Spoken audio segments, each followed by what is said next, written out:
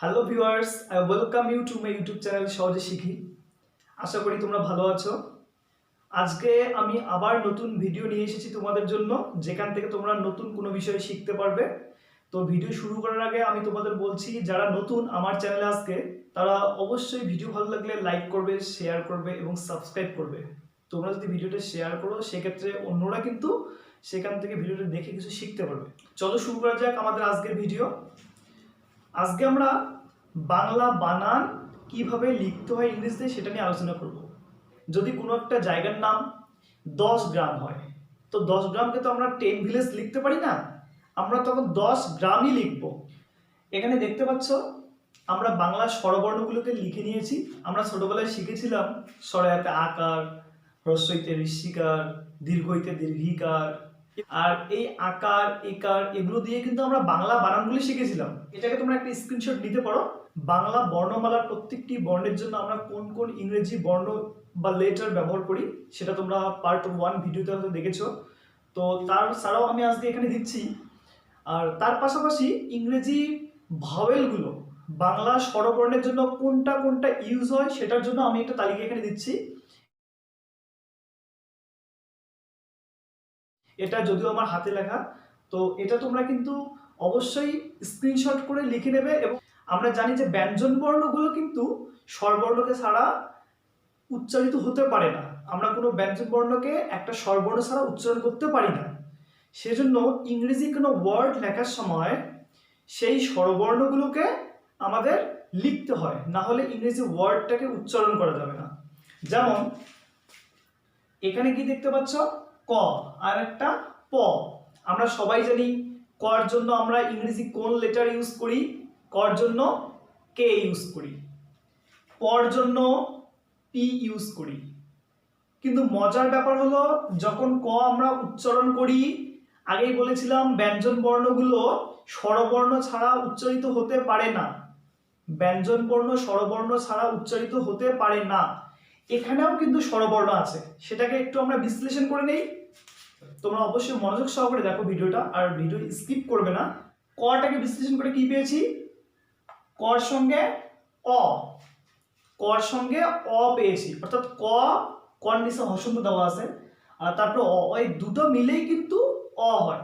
আবার পর ক্ষেত্র সেম, প যোগ অ, এই দুটো মিলেই কিন্তু প হয়। আমরা এই অ ছাড়া কিন্তু পটাকে আমরা উচ্চারণ করতেই পারবো না। প ছাড়া পারবে কি উচ্চারণ করতে?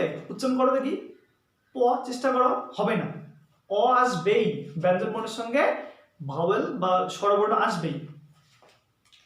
তো আমরা ইংরেজিতে এ যে ভাওয়েলটা আছে, এই ভাওয়েলের জন্য আমরা বাংলার কি কি বর্ণ ইউজ করি? অ ইউজ করি, আ ইউজ করি এবং আকার ইউজ করি।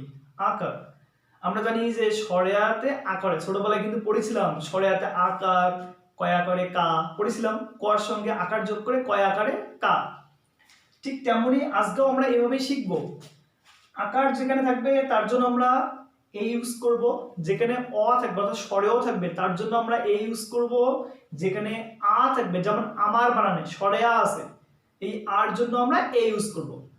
এবার যেমন কমল বানান, কমল, এখানে কটার জন্য আমরা কি লিখব? কে এ, কে এ। বাংলায় কিন্তু হচ্ছে কমল লিখে দিই আমরা, ক ম ল। এখানে কে এম এল এমন হবে না কিন্তু, কে এম এল কমল, এই বানানটা কিন্তু হবে না। কমল বানানটা আমাদের লিখতে হবে কি ইংরেজিতে? ক, কর সঙ্গে যেহেতু অ আছে, আমরা জানি ইংরেজিতে অর জন্য আমরা এ ইউজ করি, তার জন্য কে এ, ক। মল বানানটা কি হবে? মটা, মর জন্য আমরা কি ইউজ করি? মর সঙ্গে অ আছে, তার জন্য আমরা এখানে আমাদের লিখতে হবে এম এ, ম। এবং লর জন্য কি হয়? লর জন্য এল, লর পরে আবার এ হবে না কেন বলতো? কমল বানানের ক্ষেত্রে আমরা কমল, লর ওখানে থেমে গিয়েছি, যার জন্য আমরা শুধু এল এর এখানে থেমে গেলাম, কমল। যদি কমল বলতাম, কমল, সেক্ষেত্রে কিন্তু এল এ হতো, যেহেতু লর ওখানে থেমে গিয়েছি সেক্ষেত্রে আমরা শুধু এল নিয়েছিলাম। ঠিক একইভাবে লিখবো, মর জন্য আমরা এম লিখবো, আকারের জন্য আমরা কি লিখবো? এই যে আকারের জন্য এ আছে, আকারের জন্য এ লিখলাম, আবার মর জন্য আমরা এম লিখবো, আকারের জন্য এ লিখবো, মা মা। এবার আমি শব্দটা লক্ষ্য করো, আমি শব্দের ক্ষেত্রে প্রথমে কি আছে আ, তারপরে মর উপর হ্রস্বইকার। আর জন্য আমরা কি ইউজ করি, ইংরেজিতে এ ইউজ করি, এর জন্য এ ইউজ করলাম, অর্থাৎ আর জন্য আমরা এ ইউজ করলাম, এবং মর উপর হ্রস্বইকার আছে, মর উপর হ্রস্বইকার। মর, এবার একটা প্রশ্ন হতে পারে তোমাদের, মরটার সামনে কিন্তু হ্রস্বইকার, তাই তো, মর সামনে হ্রস্বইকার। এবার এবার প্রশ্ন হলো এখানে মরটা আগে নাকি হ্রস্বইকার আগে। তোমরা একটা সিম্পল উদাহরণ নাও, একটা ছাতা, তুমি ছাতাটা ধরে আছো, তো সেক্ষেত্রে ছাতাটা আগে দাঁড়িয়ে ছিল, তুমি এসে ঢুকে গেছো এমন, নাকি তুমি ছাতাটাকে ধরে নিয়েছো, মানে তুমি ছিলে তারপর অত বৃষ্টি নামলো তুমি ছাতাটাকে খুলে দিলে, আগে কোনটা, আগে তুমি তারপর ছাতা। ঠিক তেমনই বর্ণগুলোর ক্ষেত্রেও একটা বর্ণের আকার, একার, হ্রস্ব উকার, ঋষিকার যেটাই হোক না কেন, আগে বর্ণটাকে লিখতে হবে, তারপরে ওর আকার একারগুলো লিখতে হবে। ক্লিয়ার? আমি বানানে তাহলে আমরা কি লিখবো, আগে ম লিখতে হবে, মর জন্য আমরা কি ইউজ করি এম, হ্রস্বইকারের জন্য কি হয় হ্রস্বই বা ঋষিকারের জন্য আই ইউজ করি। তাহলে মতে এম লিখলাম এবং এই হ্রস্বইকারের জন্য আমরা আই লিখবো। সুতরাং আমি বানানটা কি হলো এ এম আই, আমি। এবার দেখো বেতার বানানটা আছে, বেতার বানানের ক্ষেত্রে বয় একার আছে, একারের জন্য আমরা ইংরেজির কোন ভাওয়েল বা স্বরবর্ণ ইউজ করি এ, এতে কিন্তু একার হয়, এই যে এতে একার, যদি এ থাকে সেক্ষেত্রে আমরা ই ইউজ করব, যদি একার থাকে সেক্ষেত্রে আমরা ই ইউজ করব। এখানে বর সঙ্গে একার আছে, তো আমি আগেই বলেছিলাম আগে আমাদের বর্ণটাকে লিখতে হবে, তারপরে ওর আকার একারগুলো লিখতে হয়। ইংরেজিতে আমরা জানি বিতে কি হয়, বিতে ব, বিতে ব। এবার বিটাকে প্রথম লিখলাম, এর সঙ্গে কি আছে একার, একারেতে কি হয়, একারের জন্য আমরা ই ইউজ করি, ই, বি ইতে বে। এবার কি আছে তার, তার বানানো দেখো তর সঙ্গে আকার আছে, ততে আমরা কি ইউজ করি, ততে টি ইউজ করি, টিতে ট এবং ত দুটোই হয়। তো এখানে হলো টি, এবং আকারের জন্য কি হয় আমরা আগে দেখেছি শিখেছি, আকারের জন্য এ ইউজ করি, এ, তাহলে বি ই টি এ, বেতা। তারপর আছে র, রতে কি হয় বৈষ্ণরার জন্য আমরা আর ইউজ করি, বেতার। এখানে কিন্তু রটা যেমন বেতার, র বলি না, বেতার, র ওখানে থেমে যাই, তার জন্য কিন্তু আমরা আর লিখলাম। যদি বেতার র বলতাম তাহলে বি লাস্টে কিন্তু আমরা একটা এ যোগ করে দিতাম। বুবাই শব্দটার জন্য আমরা কি লিখবো, প্রথমে বিতে ব, হ্রস্ব করার জন্য আমরা ইউ ব্যবহার করব, তারপর ব আছে বাই বানানে বয় আকার, বির জন্য আমরা ব পাই, বি লিখলাম, আকারের জন্য আগেই শিখেছি এ পাই। এবার একটা ব্যাপার লক্ষ্য করো, এখানে হ্রস্বই আছে, হ্রস্বই এবং ঋষিকার দুটো থাকলেই কিন্তু আমরা কি ইউজ করি আই ইউজ করি, লিখেছিলাম এখানে হ্রস্বইকারের জন্য আই ইউজ হবে। ক্লিয়ার? দুর্বল শব্দটার নিচে দয় দীর্ঘ উকার আছে, এটাকে আমরা কিভাবে লিখবো, আমরা জানি দর জন্য আমরা কি লিখি ডি, ডিতে দ হয়, তার সঙ্গে কি আছে দীর্ঘ উকার, দীর্ঘ উকারে কি হয়, দীর্ঘ উকারে ইউ হয় অথবা ডাবল, আমরা ইউ ইউজ করলাম, ডাবল ইউজ করতে পারো, ইউজ করলাম বি ইউ, দু, দূর বা, এরপরে কিন্তু রেপ আছে, দূর বা র, রেপতেও কিন্তু বৈষ্ণব অর্থাৎ আর হয়, তাহলে দূর এখানে আর হবে দূর, তারপর বা, বা শব্দতে কি প্রথমে বি তারপর এ হবে, বির জন্য হচ্ছে ব, বর জন্য বি এবং আকারের জন্য এ। ক্লিয়ার? এবার আমরা যুক্ত বর্ণগুলো বানান করে শিখবো, যুক্ত বর্ণগুলোকে আমরা কিভাবে ইংরেজিতে লিখবো। যুক্ত বর্ণ এখানে কোনটা, এই যে যুক্ত বর্ণ দুটো বর্ণ একসঙ্গে যুক্ত আছে, যে বর্ণগুলো দুটো বর্ণ একসঙ্গে যুক্ত হয়ে থাকে সেটাকে যুক্ত বর্ণ বলা হয়। এখানে দেখো র কয় ত সংযুক্ত, ক এবং ত, প্রথমে ক, এখানে দুটো বর্ণের মধ্যে কোনটা আগে কোনটা পরে, যেটা উপরে থাকে সেটা কিন্তু আগে, আর তার নিচে ত, এটা পরে লিখতে হবে। রক্ত, এখানে রক্ত বানানটা আমরা কিভাবে লিখবো সেটা শিখে নেই। রর জন্য আমরা কি ইউজ করি? আর। এখানে আর হবে নাকি আর এ হবে? উচ্চারণ করো র। সুতরাং রর পরে অ আসছে, অর জন্য আমরা এ ইউজ করি, সুতরাং আর এ, র। এবার দেখো রক, কর ওখানে থেকে যাচ্ছে, রক ক, কর জন্য আমরা কি ইউজ করি? কে ইউজ করি, রক। তারপর কি আছে? ত। এবার রকের পরে ত, রক ত। তর জন্য আমরা কি ইউজ করি? আমরা জানি তর জন্য টি ইউজ করি, কিন্তু এখানে শুধু টি ইউজ করবো নাকি টির পরে উচ্চারণ করলেই বুঝতে পারছি টির পরে এ বসাতে হবে, কারণ রক্ত, আমরা কিন্তু রক্ত বলি না, রক্ত বলি। রক্তর জন্য অ আসলো, এখানে আমরা এ ইউজ করবো। সুতরাং এটা হলো যুক্তবর্ণ লেখার সিস্টেম। দুটো শব্দ লিখেছি, সেই দুটো শব্দের ক্ষেত্রে দেখো একটা ক্ষিপ্ত এবং অপরটা খবর। এইখানে বানানটা ক্ষিপ্ত বানানটা যুক্ত খ দিয়ে শুরু, আর এখানে খ দিয়ে শুরু, ঠিক আছে? এটাকে আমরা কিভাবে লিখবো? আমরা যুক্ত খর জন্য কোন বর্ণ ইউজ করি ইংরেজিতে, কোন লেটার ইউজ করি? তোমরা চার্টের মধ্যে অবশ্যই দেখেছো, যুক্ত খর জন্য আমরা কে এস এইচ ইউজ করি। ক্লিয়ার? তো আমরা প্রথম ক্ষিপ্ত মানে যুক্ত খর উপর হ্রস্বইকার, যুক্ত খর জন্য আমরা কি ইউজ করি? কে এস এইচ। যেখানে যে বানানগুলোতে যুক্ত খ আসবে সেখানে কিন্তু কে এস এইচ অবশ্যই লিখতে হবে বাংলায়। কে এস এইচ যুক্ত খ হলো। এবার যুক্ত খর উপর আই আছে, আই এর জন্য আমরা কি ইউজ করি? সরি, যুক্ত খর উপর হ্রস্বইকার আছে, হ্রস্বইকারের জন্য আমরা আই ইউজ করি। তাহলে হলো খি, এখানে খি পর্যন্ত বানানটা হলো। এবার আছে পয় ত সংযুক্ত, এখানে যুক্ত বর্ণ পয় ত।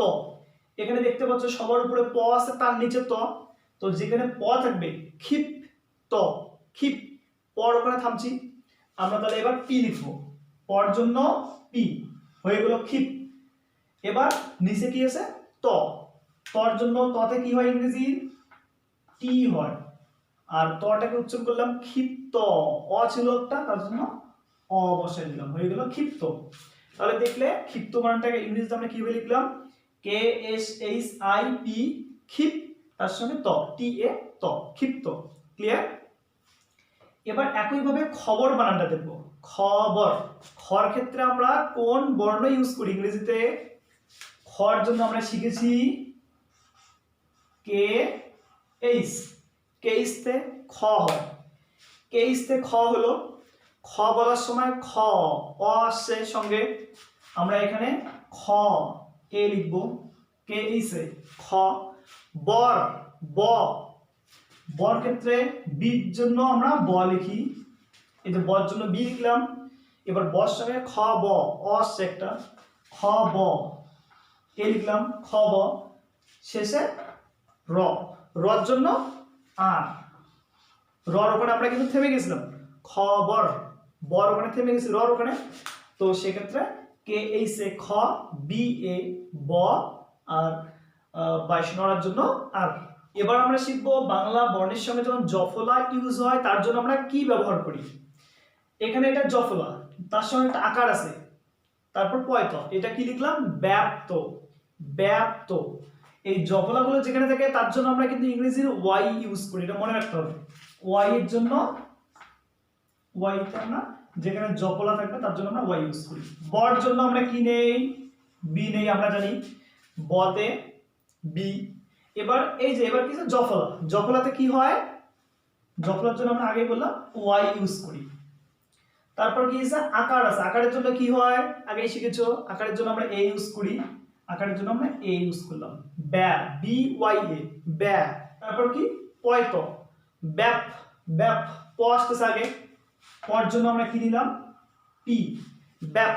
তারপর ত, ব্যাপ ত, ত, তর জন্য টি এবং শেষে অ, অ আসতেছে তার জন্য আমরা এ বসাই দিলাম, ব্যাপ ত।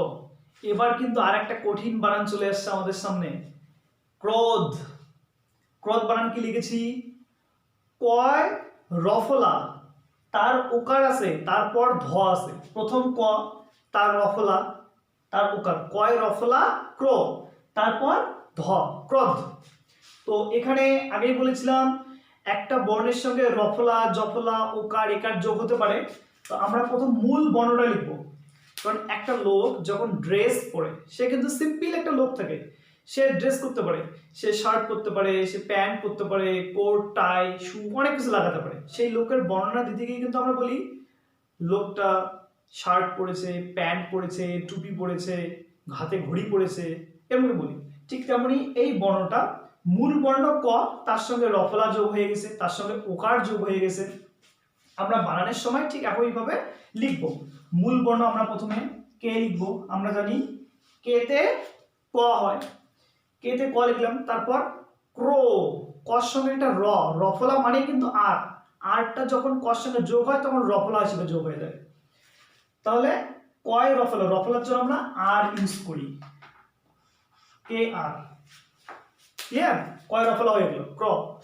এবার কি আছে ওকার, উকারের জন্য আমরা কি নেই, আমরা এখানে দেখেছি উকারের জন্য আমরা ও ইউজ করি, ও। তারপর কি আছে আমাদের ধ, ধর ক্ষেত্রে আমরা কি ইউজ করি, ডি এইচ, ডি তে দ আর ডিএস তে ধ শিখেছিলাম। এবার দেখো স্বপন বানানটাও কিন্তু যুক্ত বর্ণ, স্বপন বানানটা স্বপন, স্বপ্না, এই বানানগুলো যুক্ত বর্ণ। কিন্তু এখানে কি দেওয়া আছে, দন্তের নিচে ব যোগ আছে, এই বর জন্য কি ইউজ করব, বি নাকি ডব্লিউ? আমি আগে বলেছিলাম অন্তস্থ ব, অর্থাৎ কোনো বর্ণের নিচে যখন ব থাকবে সেই বটার জন্য আমরা ডব্লিউ ইউজ করব। সুতরাং এখানে বটা নিচে আছে, এটা অন্তস্থ ব, এর জন্য সবসময় আমাদের ডব্লিউ ইউজ করতে হবে। তাহলে এস ডব্লিউ, স বানান স, অ ছিল, তাহলে দন্তের স জন্য এস, বর জন্য ডব্লিউ, এবং অ এই উচ্চারণ অ বর্ণের জন্য আমরা এ লিখলাম। তাহলে এস ডব্লিউ এ, স পন, পন প, পর সঙ্গে অ আছে প। তাহলে পর জন্য আমরা কি লিখি, পি লিখি, এর সঙ্গে এ হবে, কেননা প, পর সঙ্গে অ আসছে, এবং শেষে ন, নর জন্য কি হয় এন, এন তে দন্ত ন। এনের এখানে কিন্তু আবার সেম একই, ন হবে না কারণ স্বপন, নর ওখানে থেমে গিয়েছি, এখানে এন লিখে দিলাম। ক্লিয়ার? স্বপ্ন বানানটা আমরা কিভাবে লিখব, সেম দন্তেশ্বর জন্য এস নিলাম, নিচে ব আছে, অন্তস্থ বর জন্য আমরা জানি ডব্লিউ, সপ, এখানে একটা এ হবে, দন্তের শয় ব, তার সঙ্গে উচ্চারণের সময় স, অ উচ্চারণটা আছে তার জন্য এস ডব্লিউ এ, স। তারপর কি আছে স্বপ্ন, স্বপ্ন, এখানে কিন্তু নর পরে এবার অটা উচ্চারিত হচ্ছে স্বপ্ন। এবার এই দুটো বর্ণের মধ্যে প্রথম পি, পি তে আমরা কি ইউজ করি, পি তে, পির জন্য প, এবং দন্তন্যর জন্য আমরা কি নেই, ইংরেজি এন নেই, স্বপ্ন, নর পরে যেহেতু অটা উচ্চারিত হচ্ছে সুতরাং আমাদের এখানে একটা এ নিতে হবে। ইংরেজিতে রফলা অথবা রিফলা এগুলোর জন্য আমরা ইংরেজি আর ইউজ করি।